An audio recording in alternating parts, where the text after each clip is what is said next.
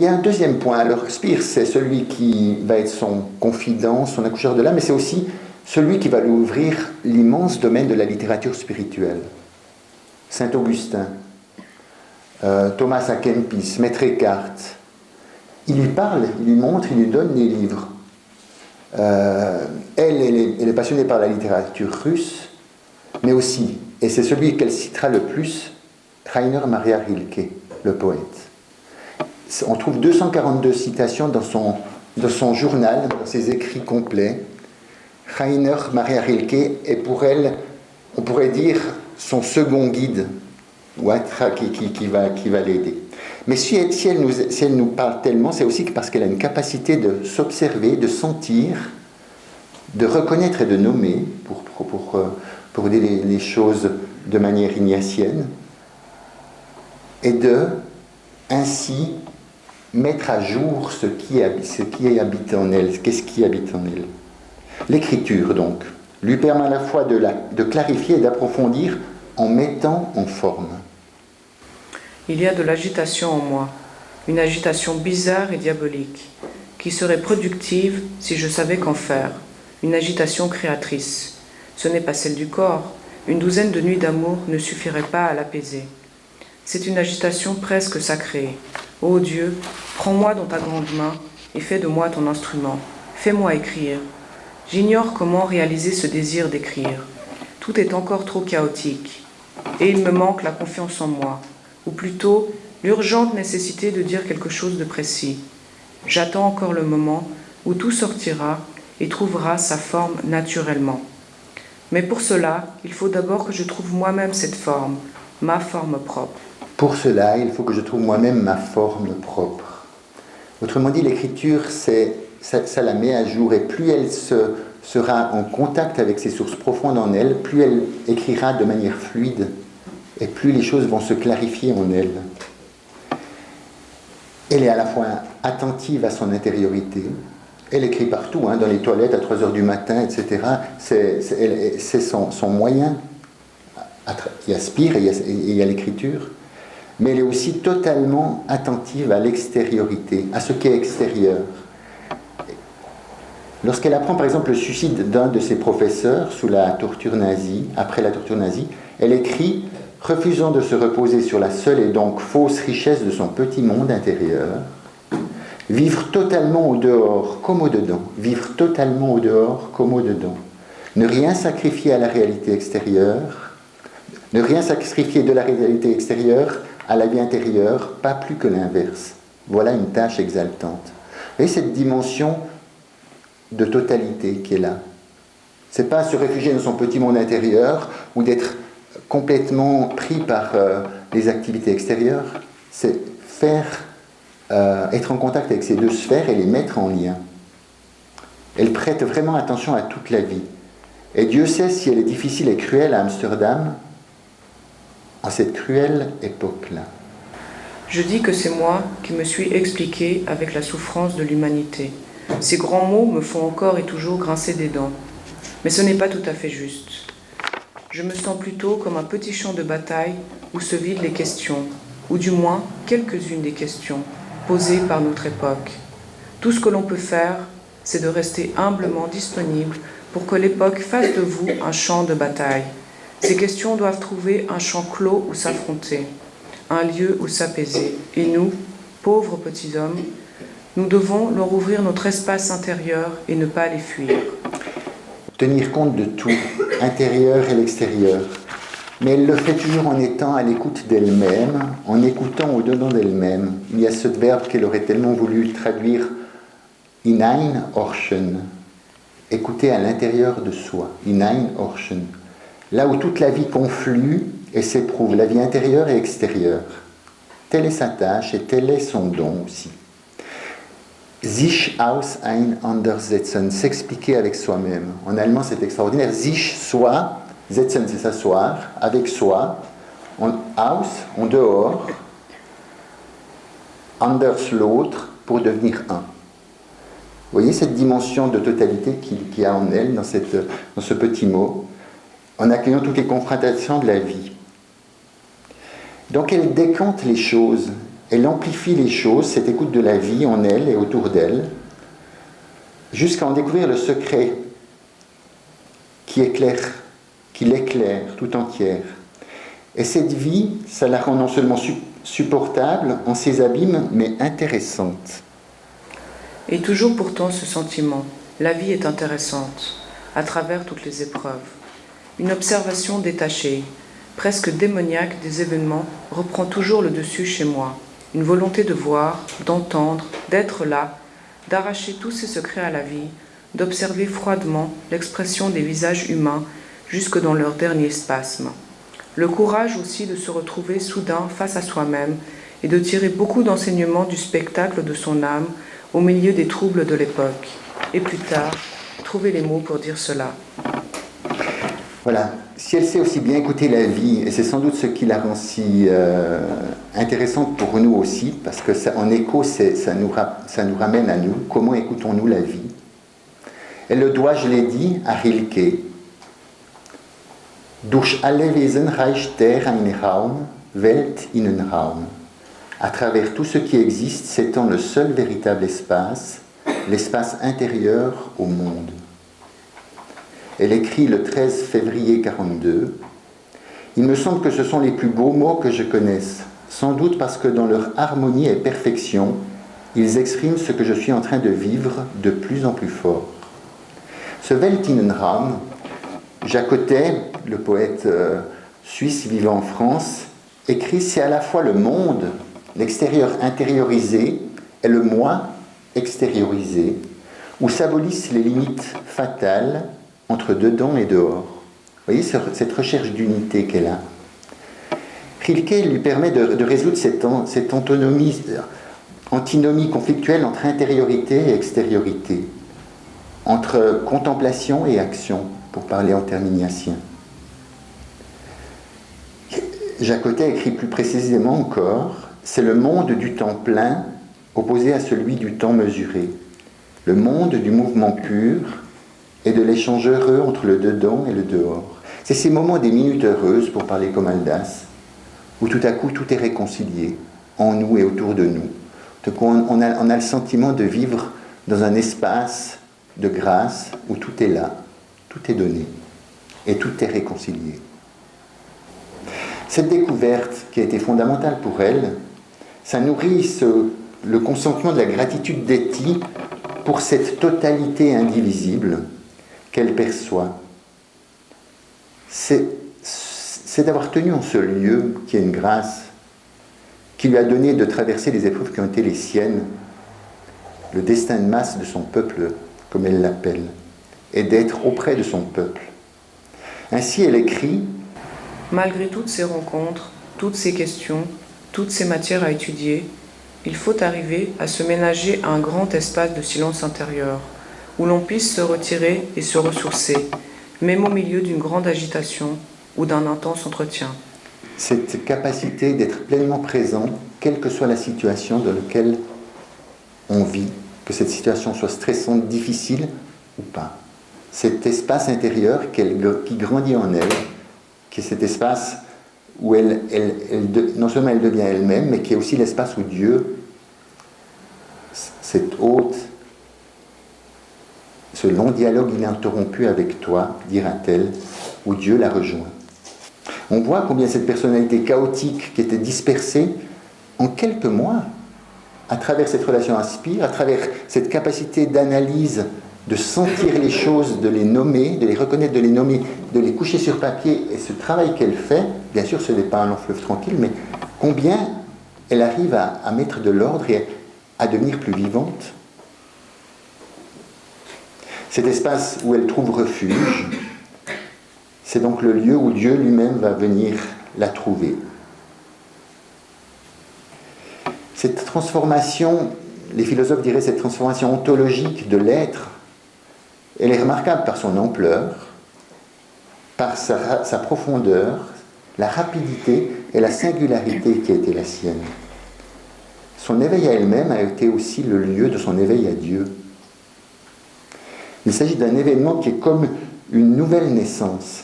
D'ailleurs, elle écrit le 3 février « J'ai eu un an ». Elle écrit ça en 1942. Le 3 février 1942, j'ai eu un nom. Je crois que je vais adopter définitivement ce 3 février comme anniversaire. Il a plus de réalité que le 15 janvier 1914 où l'on a coupé mon cordon ombilical. Vous voyez, cette conversion qui lui permet, voilà, Saint Paul l'a vécu sur le chemin de Damas et tant d'autres. Mais ce processus-là, ce n'est pas un processus long fleuve tranquille, c'est une agonie. Il y a un processus agonistique, c'est une lutte entre le vieil et le nouvel homme. Qui lit le journal d'Etty, qui lit pas seulement La vie bouleversée, mais tous ses écrits, remarque bien, maintes fois elle se dit fatiguée, abattue, déprimée, par exemple. De nouveau, tout va de travers.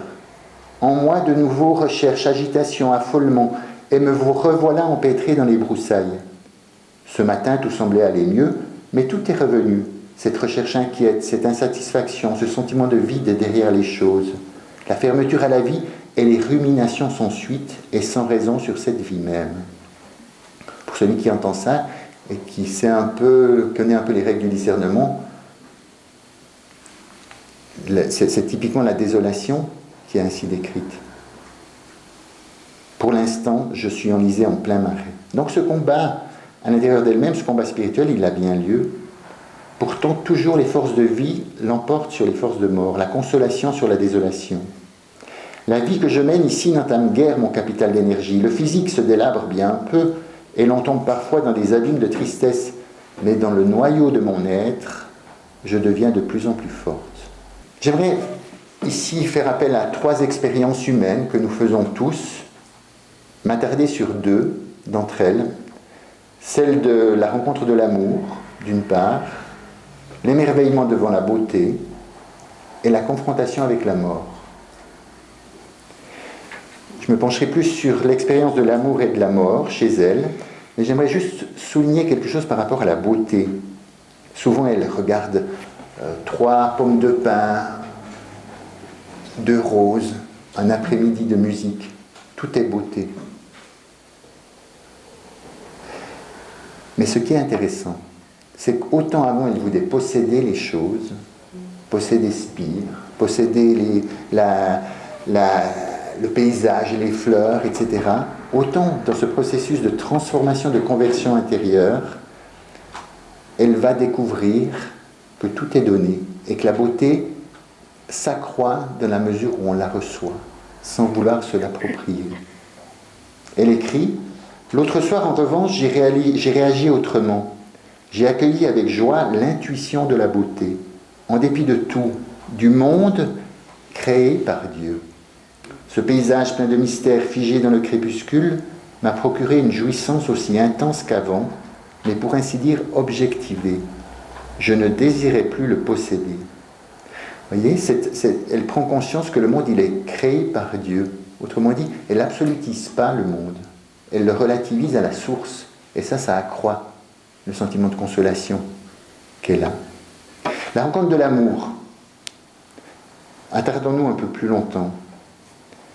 On l'a dit, en matière d'éros et d'amitié, Etty est experte, expérimentée.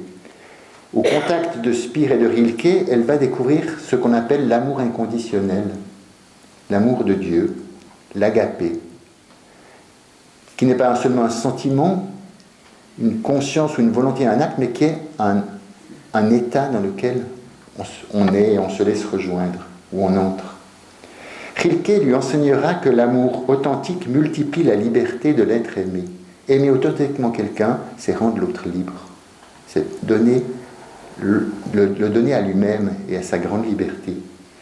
Il écrit, Rilke, « Car s'il est une faute, c'est bien celle-ci, ne pas multiplier la liberté de l'aimer, de toute la liberté dont on dispose en soi. Là où nous aimons, nous n'avons qu'un seul droit, nous perdre l'un l'autre, car nous tenir, cela nous est facile, nul besoin d'apprendre. » Et il écrit encore, « Si l'amour joue un rôle aussi déterminant dans notre vie, ce n'est pas pour notre profit personnel, mais pour nous rendre plus attentifs, plus authentiques et plus réceptifs aux voix du lointain. » et que tous ceux qui ne voient dans l'amour qu'eux-mêmes et l'être aimé sont dans l'erreur. En langage poétique, c'est aussi cette dimension d'ouverture à la transcendance. Mais évidemment, ces seules lectures ne suffiraient pas. Il y a eu cette relation très, on l'a vu, très incarnée avec Spire. Elle écrit « Il s'est accompli une sorte de miracle, et je pense avec un amour calme et profond, qui n'est ni érotisme ni est amoureux, à l'être humain Spire. » Sans nier ces derniers, mais au-delà, donc sans nier l'état amoureux, l'érotisme et tout ça, Etty découvre l'amour essentiel. Elle écrit en juillet 42 cette superbe lettre d'amour. Je t'aime infiniment. Mon âme aime infiniment ton âme. Mon âme aimerait s'étendre de temps à autre à côté de ton âme, et cela, à la longue, n'a plus rien à voir avec le désir qu'une femme puisse ressentir pour un homme. J'aimerais étendre bien souvent mon corps nu, tel que Dieu l'a créé, auprès de ton corps nu, tel que Dieu l'a créé, et ce faisant, je n'ai pourtant que le sentiment que mon âme aimerait s'étendre auprès de la tienne. Vous voyez de nouveau, tel que Dieu l'a créé, cette distance qu'elle met, cette non-idolâtrie, qui permet à l'amour, à la beauté de s'accroître parce qu'elle est reliée à sa source. Elle sent croître en elle non seulement l'amour d'un seul homme, mais pour ma part, je ne cesse de faire cette expérience intérieure. Il n'existe aucun lien de causalité entre le comportement des gens et l'amour que l'on éprouve pour eux. Cet amour du prochain est comme une prière élémentaire qui vous aide à vivre. La personne même du prochain ne fait pas grand-chose à la faire. Ouais, vous voyez cette dimension. Ce n'est pas la personne du prochain qui provoque l'amour que l'on a pour lui, c'est une source que l'on vit. Ça ne peut pas ne pas faire penser de nouveau aux règles à la règle 316 chez saint Ignace, où il est dit que l'on aime la création par le Créateur. Elle vit vraiment ce que les mystiques vivent. Cet amour en lequel l'homme, par grâce, peut se trouver être pris, vient de Dieu et va à Dieu. Etty, je pense, l'a vraiment découvert et vécu. Elle écrira « Ce qu'il y a de plus essentiel et de plus profond en moi écoute l'essence et la profondeur de l'autre. Dieu écoute Dieu. » J'aimerais en venir à l'expérience de la mort. Elle était très consciente du destin de son peuple, de l'extermination de son peuple. Et quand elle envisage la mort, étonnamment pour une jeune femme de 28 ans, alors qu'elle n'a jamais vu un mort, elle est capable de l'accepter. Pourquoi elle est capable d'accepter la mort ? Parce qu'elle ne refuse pas d'être une vivante, d'être dans cette totalité-là, d'aimer la vie dans toutes ses dimensions. Je suis capable d'accepter la mort et de supporter toute souffrance, les miennes et celles des autres, non pas parce que je les accepte en elles-mêmes, comme seule et coupée du reste, mais parce que j'accepte tout. Et cet Weltinnenraum, cet espace monde intériorisé, soit extériorisé, cet espace, ce lieu qui est sans lieu, cet état intérieur, cet état de poésie, dirait Georges Haldas, ce lieu, eh bien, elle le vit et à partir de là, elle peut tout accepter. En 10 ans, j'ai réglé mes comptes avec la vie. Je veux dire, l'éventualité de la mort est intégrée à ma vie. Regarder la mort en face et l'accepter comme partie intégrante de la vie, c'est élargir cette vie. À l'inverse, sacrifier dès maintenant à la mort un morceau de cette vie, par peur de la mort et refus de l'accepter, c'est le meilleur moyen pour le plus grand nombre, parce qu'on en a peur et qu'on ne l'accepte pas.